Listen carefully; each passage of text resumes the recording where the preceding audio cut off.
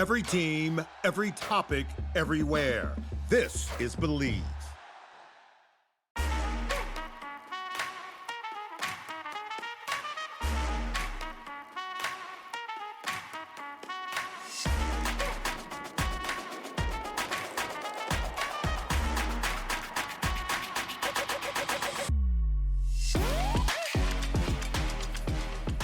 Hello, everybody, and welcome to another episode of Attack the Baseline, the WNBA podcast where every episode we attack our baseline knowledge of the WNBA.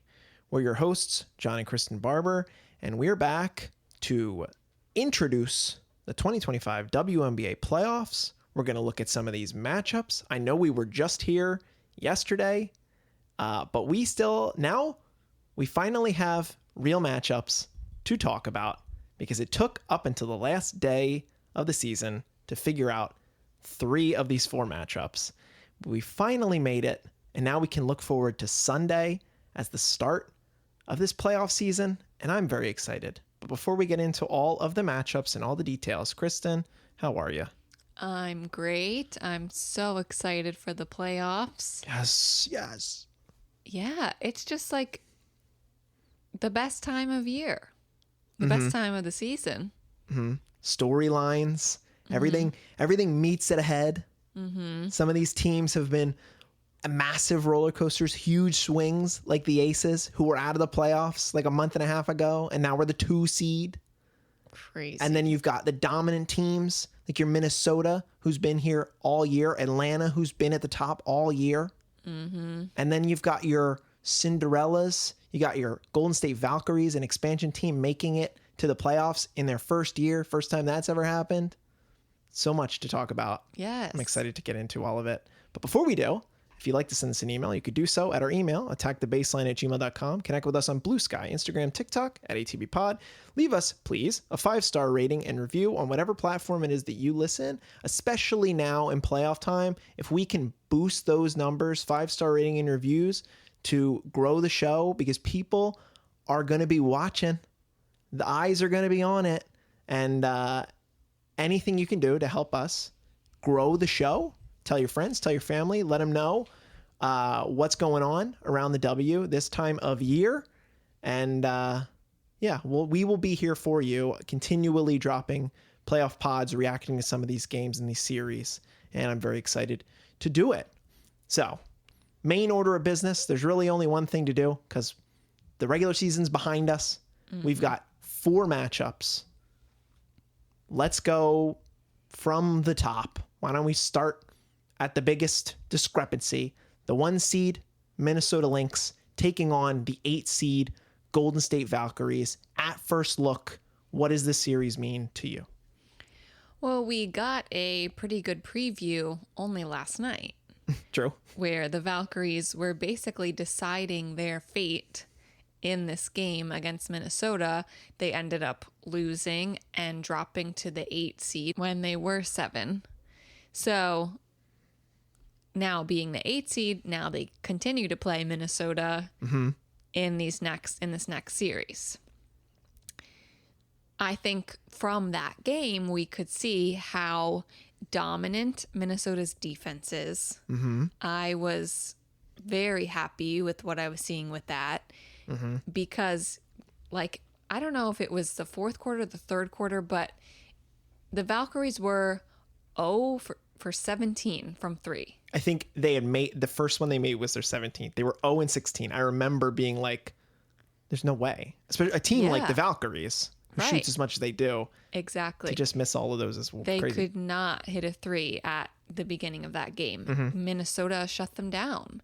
So I think Minnesota continues to do that. I think it's going to be, I don't want to say easy for Minnesota because the Valkyries have been just playing so, energetically, and no one knows what they're going to do, such a new team, new players that have never been in the roles that they are in now. But I do think that Minnesota will pretty handily handle Golden State. Yeah, if you look at, I was curious what the markets were saying. This one is by far, which no surprise, the largest discrepancy. Minnesota is minus 4,000 to win. So they are far and beyond the front runner in this matchup, which is not shocking. Again, they've been at the top all year. Despite all this noise below them and having, their moments with health scares, everybody's healthy, minus, we should say, one Dejanay Carrington, the player that they added at the trade deadline, a major add for this team, a very much a all-in move. I would have to imagine that she's relatively close. I know it's that shoulder injury.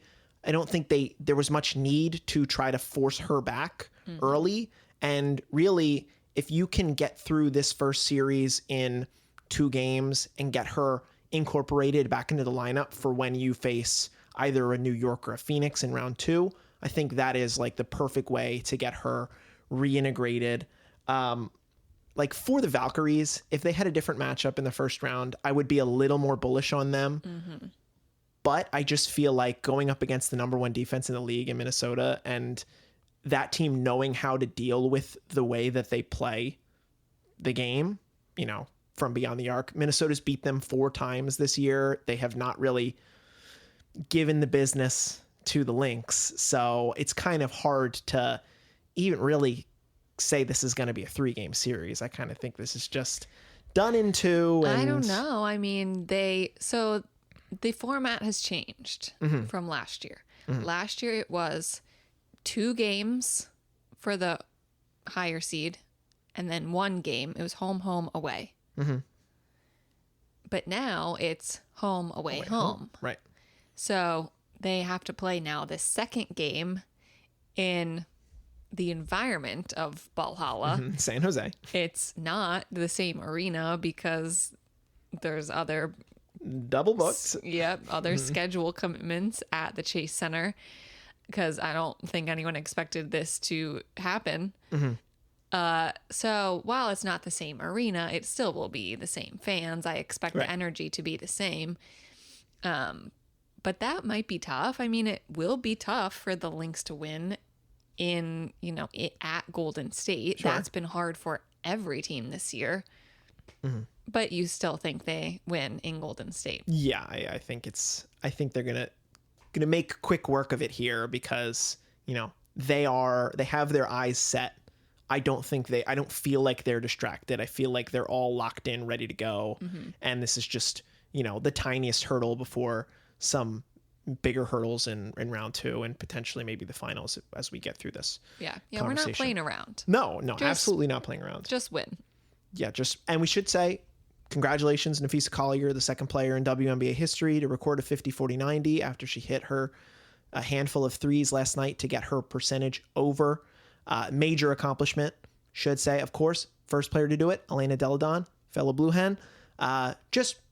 Regardless of how you feel about percentages and stats, worth it to acknowledge this major accomplishment because it doesn't happen in the NBA, a 20-point scoring season at 50-40-90. This is crazy stuff that Fee did. And whether or not she's going to be the MVP, she sure as hell earned her spot as one of the best players in the league again this season. So let's move on to the next matchup. The 2 and the 7, the Las Vegas Aces, who have risen way up the board, finishing last night to cement the 2 seed, facing off against the Seattle Storm, a playoff matchup that happened last year. Aces handled business in 2 games. How do we feel about this one? I mean, that is interesting that this was also the matchup last year, although the teams do look different somewhat. Although not majorly. much. One major difference is that one player was on the Storm and is now on the Aces. True. A revenge type series. Jewel Lloyd is going to let them have it. I can feel it coming. Okay. I trust it. I think that's definitely possible. This matchup is kind of weird because they are 2-2 against each other in the regular season, although they mostly played each other at the beginning of the season when the Aces were much less well performing. So I do think it will, be interesting to watch how they actually match up with each other now that the Aces are so much better than they were. The Storm have a bunch of very good post players that I think just haven't fully worked out how to play with each other and just haven't performed as well as they have in previous years.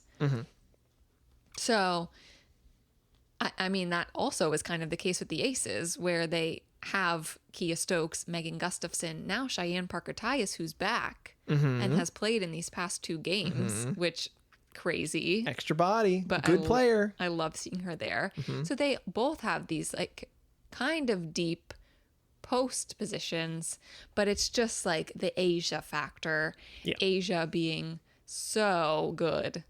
Yeah.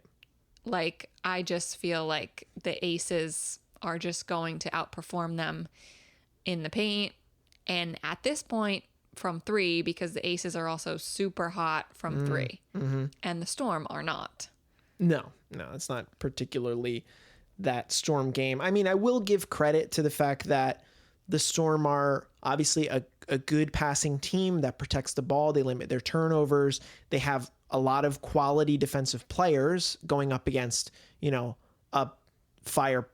offense that is firing on all cylinders to end the regular season in Vegas. I think there are moments where Vegas could see some troublesome looks, but it's kind of hard to say the team that just won 16 games in a row are going to have trouble against a team like Seattle, who, until they closed out the season 6-4, they had a massive 6-game losing streak and were really lost in who they are. Now, we've seen the growth of Dominique Malunga. Let's see what she can bring to this series. Obviously, Sky is going to play very hard. NECA has been playing, all W level ball. So, like, obviously Seattle has firepower here, and there's the Brittany Sykes factor of it all. Is the trade for Brittany Sykes worth it? Does it give you enough of a chance to knock off this Aces team? In this case, like, I kind of, can't pick against the Aces right now. I feel like it's a fool's errand to say that Seattle will come out on top when they're the ones that sort of limped into the playoffs, got the 8 seed, and last night improved to the 7 seed to end up with this matchup. I would not be very excited if I were Seattle. Noelle Quinn on the hot seat. Yes. Yeah. If they lose in 2 games, say. I think if they lose in 3, I think it might be curtains. Yeah, I think she's done. Now, if you overcome the Aces, then they'll probably be like, okay. But like, and it's just massive ask. Just because this next season already is like such a perfect opportunity to restart a team. Like, there's going to be new players on this team. You might as well bring in a new coach if this one hasn't been going as well as you hoped. Sure.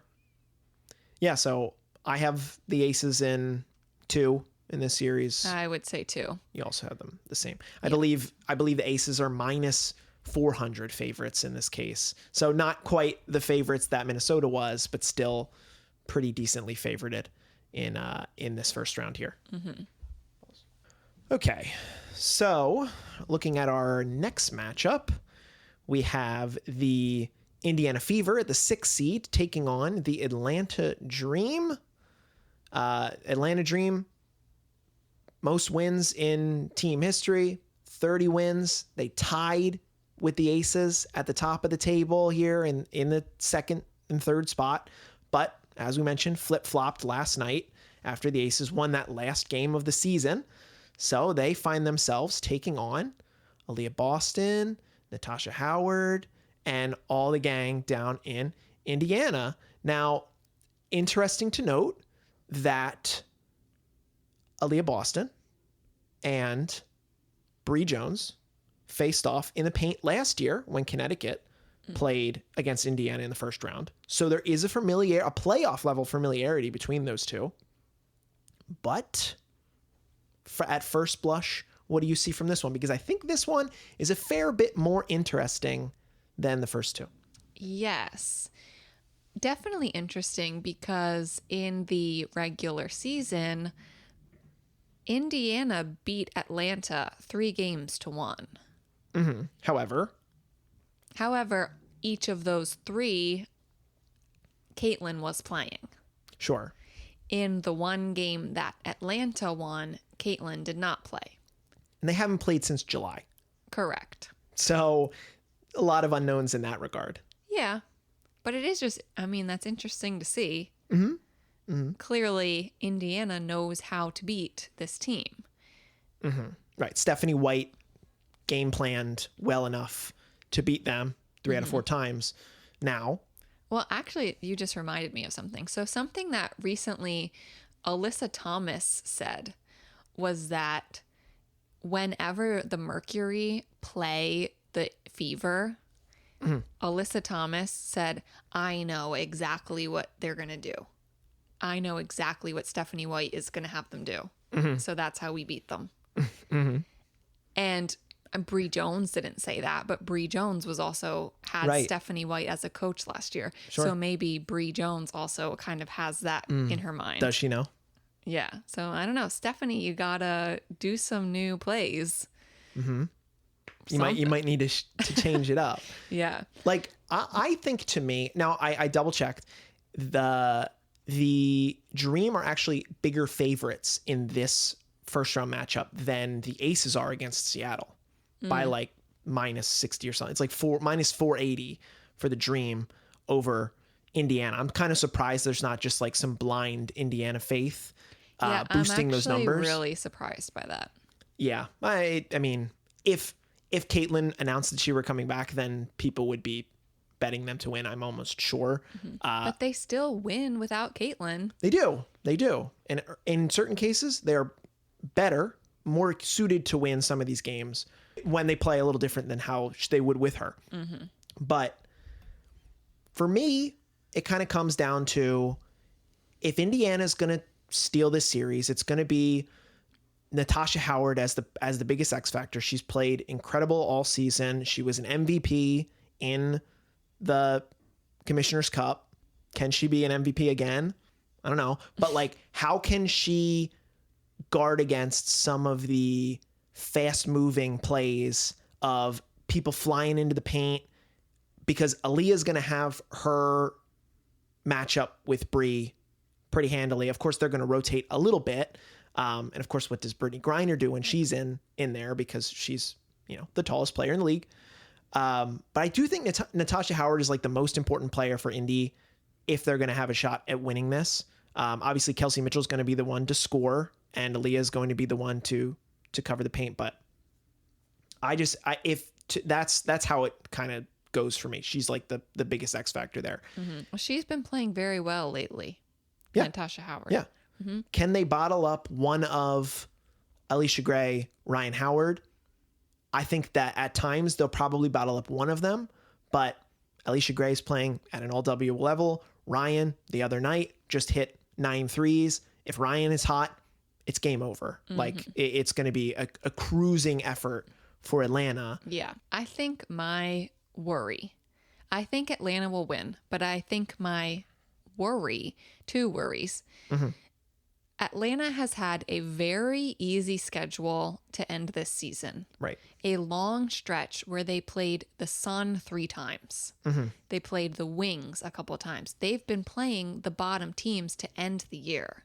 So I'm just a little bit worried that they've taken their foot off the gas a little bit. Maybe it's helped them rest. So maybe it's helped them in the opposite way, but I'm just worried it's hurt them. Yeah. This schedule. Maybe they're not in the right mindset to now immediately ramp it up so quick when they haven't been. Well, we've seen the moments where they'll go quiet for 5 minutes plus not make a basket. This is my other worry. Right. Is I just am so nervous that they're just going to go 5 minutes without scoring. And that's just going to screw them with this Indiana team who's so quick to get down the field and one of the better shooting percentages teams in the league because of how they run through the paint. Yeah. So often. So they just have to be so disciplined, the Dream. And I think, you get to the playoffs, you turn that on more than you do in a regular season. So I just need to see it. I'm confident in the Dream, but I just have my worries. Yeah, I think they're warranted.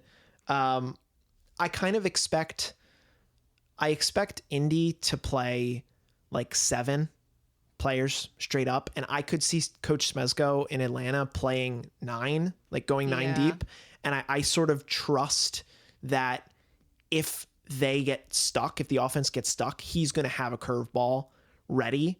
Whether that's Pow Pow, whether that's Jordan Canada, whether that's Maya Caldwell, like he has options to get this thing to go again. Whether it's a quick touch for BG or a couple touches for BG, if that's working, I wouldn't expect to see the 5-minute downtime of scoring. I think they're going to figure out some bread and butter play, at least in this first round, and get it done because, you know, Indy's decently defensive, but I still trust the offense of Atlanta first and foremost here. So I have Atlanta in 3, an interesting 3. It's also very hard to win in Indiana. Correct.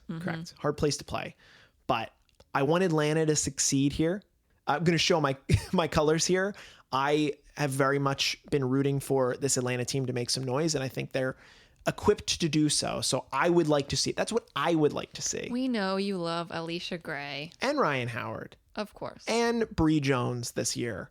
Like, that's what I want to see. That's what I'm kind of feeling. And like, I just think Indiana, like, you'll have your time. Yeah. It's not the time. Obviously, if Caitlin was here, if Sophie Cunningham was here, if Sydney Colson was here, like, it would be a different story. We would be talking about different things. I still would probably pick Atlanta probably. Perhaps. If it were 3-6, but blah, blah. I don't know. But moving forward, like Indiana, you have such a good young core. Yeah. You'll be fine. Plenty of time next year and the years to come. Well, let's move on to our final matchup. The 4-5 between the Phoenix Mercury in the 4 seed versus New York Liberty in the 5 seed. This is the case where the underdog seed is actually the betting favorite in the matchup. New York is favored. I think they're last I checked, they were minus 220 or something to win the series. So this is the closest series. And Kristen and I were talking about it earlier, and we find ourselves on different sides of the fence with this series. Your go. First opinion, first impression here. I will say, when we did the New York Liberty podcast, I said, and I remember saying, I think the Liberty are going to win the championship again. Oh. And this just happens when we like follow a team so closely in one specific week. Yeah. And then there's a whole rest of the season to play. Because basically right after that, they dropped off. Correct. Yep. So, largely a 500 team down the stretch. Yeah. So many of them have been out. Like Stewie was out for a long time. Sabrina recently has been hurt. So they really did not play all together, the whole team, until last night. Right. And they played a lot in a game that didn't really matter. But it mattered from a chemistry standpoint. Yeah. Sandy said, let's get some touches all together. Emma Mieseman's been here for weeks, guys, and you haven't all played together.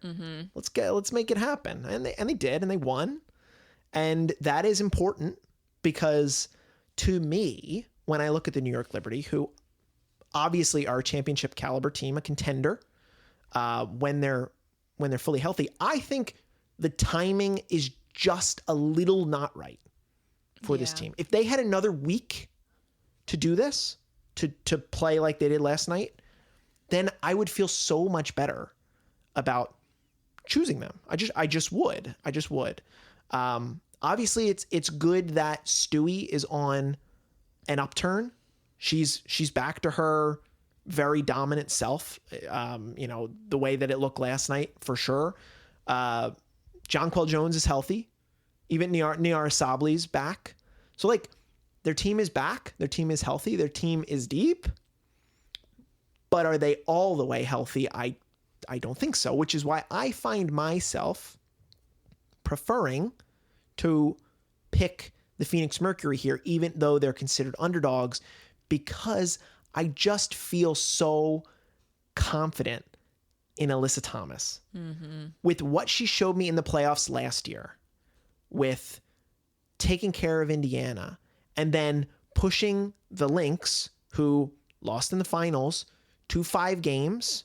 That Sun Lynx series last season was, outside of the finals, the best playoff matchup of the season. And what did we have there? We had Alyssa Thomas, we had Dewana Bonner. They're both on the Phoenix Mercury. But now you have Satu Sabli, Kalia Copper, both healthy. You've got a ton of shooters, ton of young shooters who maybe the lights will be very bright for some of these young players. Very inexperienced. But although they probably won't play much. Nobody raises. Well, they're gonna have to. Some of them, most of them, are gonna have to. I mean, Monique Kowamakani will be playing. Yeah, Laxa's gonna have to play. Lexi Held's gonna have to play. They'll figure it out. But I just believe in the floor that AT gives you. That if you find yourselves in times of trouble, not to quote the Beatles for some reason, I just feel like I'm so confident in her figuring it out. Getting the right looks for her players, hitting a timely 3. And I think this is going to be close. I could see every one of these games being 5 points or less. But I'm going Phoenix in 3. Okay. Well, and as John hinted, I am going the opposite. I will pick the Liberty. I just feel like the Liberty just have more power to them. They have more options. Yeah. They have Jonquel Jones, who just brings the team to such another level when she can get a double-double. They win. Automatic win. So that should be pretty automatic, I feel like. She gets her rebounds. She gets a double-double. The team, the Liberty, are better from 3. I don't know. And I guess, like, the Liberty, while they don't necessarily have so much chemistry right now in the past few weeks, like, it largely is the same team as last year. So they do have at least way more chemistry than the Mercury do, whereas the Mercury are a completely new team. Only Ka and Natasha Mack remain from last year. So that's why, I guess. More experience, better shooting. I'm picking the Liberty.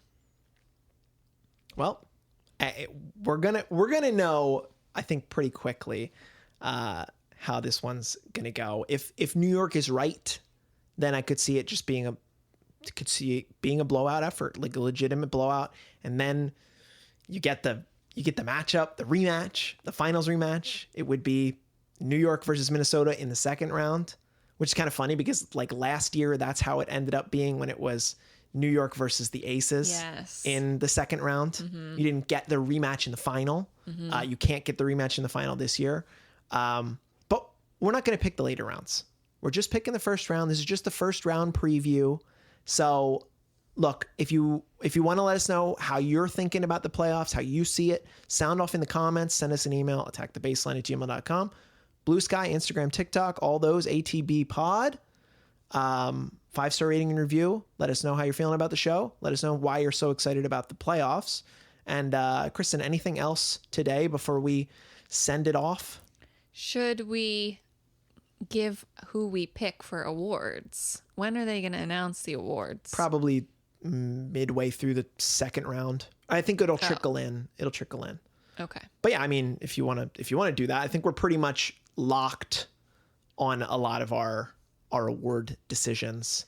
You can go MVP. I'm not super locked. I mean, I feel like I'm locked. Well, I don't know. It's so hard because MVP, obviously, Fee got her 50, 40, 90 last night. But I do think the MVP will be Asia again. 4-time MVP Asia Wilson. Twice in a row. Yep. It would be the first time anybody had done that, which is crazy. But it's like the 16-game win streak largely carried by her is just undeniable. Yeah. She pulled the team out from a disaster. So it's like, that's almost half the season. You kind of gotta give it to her at that point. And Fee will have missed them. If Fee were to be the MVP, it would be the MVP with the most missed games, lowest played game percentage, Availability is not the best ability.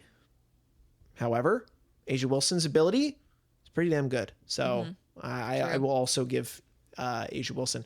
How about sixth player of the year? Sixth player of the year, I feel like, is the other more obvious one. I think that has to be Natisha Heidemann. She's been incredible off the bench this year. I don't Has know not started a game. 44 games off of the bench. but it's always the first one off. Yep.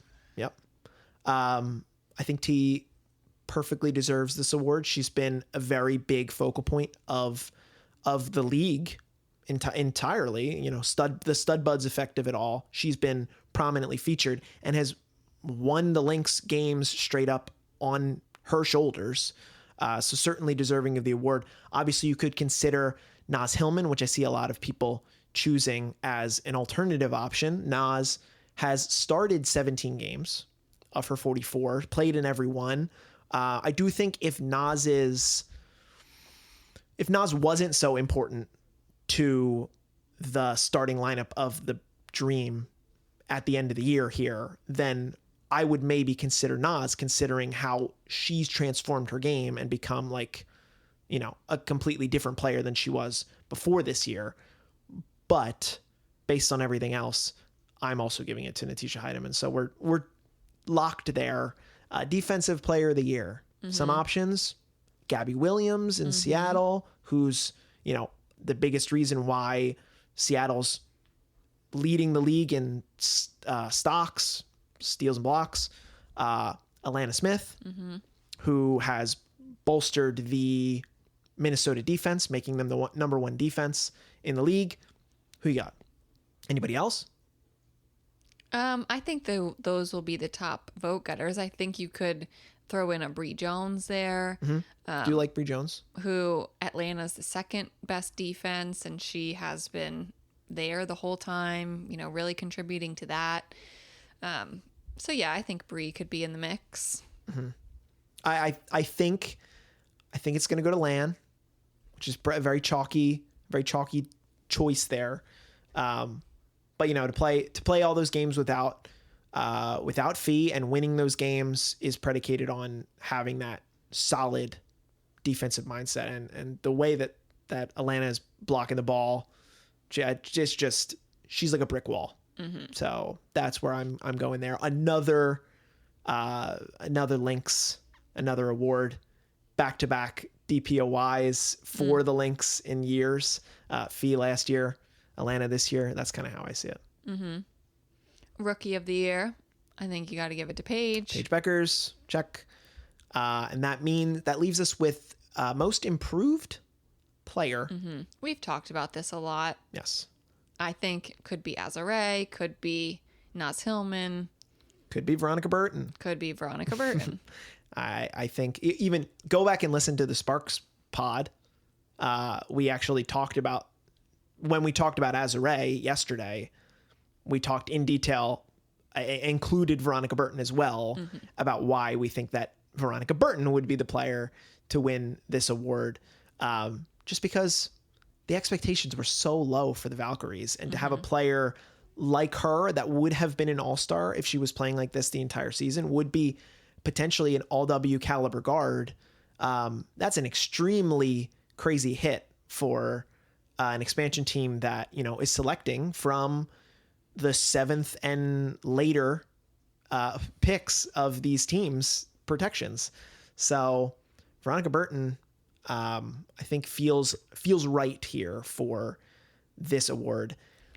Yeah, I saw something the other day that said how Veronica Burton, I believe the first player to be leading their team in all of the 5 major stat categories. Crazy. In totals. She leads the team in total points, assists, rebounds, steals, and blocks.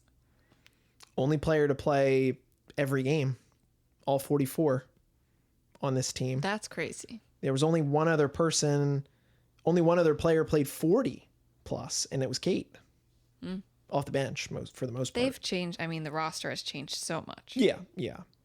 But I mean, that's a crazy That's a crazy accomplishment. And it's not even like she's on a bad team. She's on a playoff team, and she's doing that. Yep. So yeah, I think you kind of have to give credit where credit is due there for Veronica Burton. So we're in lockstep there. Then Coach of the Year. Coach of the Year. I think it has to go to Natalie Nakase, I think. I posted this on Bluesky.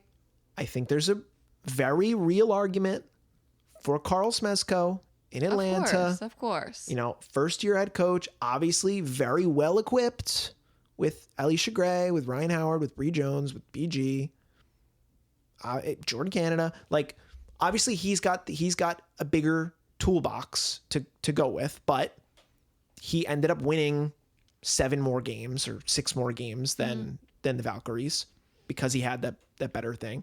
I think the way that he revolutionized Atlanta was not good last year. No. They limped in the playoffs as the ace seed, and they got slammed by New York. I feel like, you know, we could be looking at a very, very good coach that can bring a team a championship in Atlanta at some point in the next decade. Let's say if he sticks around, he does have propensity to stay in one place, as he spent 24 years in his college Florida team. I just want to give him credit because I do think that it's going to be Natalie Nakase. I think that's well deserved because she took these pieces and made a winning team. Yeah, out of them. I mean, for her, like, it's not even about, like, I don't think the main reason why is because an expansion team has never made the playoffs before. No. It's not just that. Like, you know, that there hasn't been expansion teams in so long. Right. You know, it's not modern examples, really. Yeah. But it's just how this team has, how every player, at least most players, have just risen above their expectations and their previous play. Yeah. Right. She Like, got the best out of them. She absolutely is getting the best out of these players. And she's had to manage so many different players. So many players left from Eurobasket, came back, were waived, got hurt. Like, she's had to manage so much and still has been winning. Yeah. I think it's very impressive. Yeah. And I will say that, like, when the Aces were struggling at the beginning of the season, there were people that were saying, well, Natalie was on the Aces coaching staff. Now she's not on the Aces coaching staff anymore. Maybe she was kind of the secret sauce. Not saying that entirely, but that gives you credit as a coach when you leave a system and the team struggles. Now, how much has the turnaround of the Aces been coaching? I would say it's a very small percentage. I've seen people say that Becky Hammond should win Coach of the Year. Asia Wilson should win Coach of the Year then. Correct. She can win MVP and Coach of the Year. Yeah. I would not give it to Becky. In my opinion, like, I don't know what happens in the locker room, but all I've seen is Becky, like, complain about her players being lazy to the media. Right. Whereas Natalie Nakase has had such a positive, uplifting attitude, like, the whole season. Helps the narrative. Yeah. Yeah. So, and some people have said Cheryl Reeve. It's not going to be Cheryl Reeve again, I don't think, but also good coach, good coaching this year.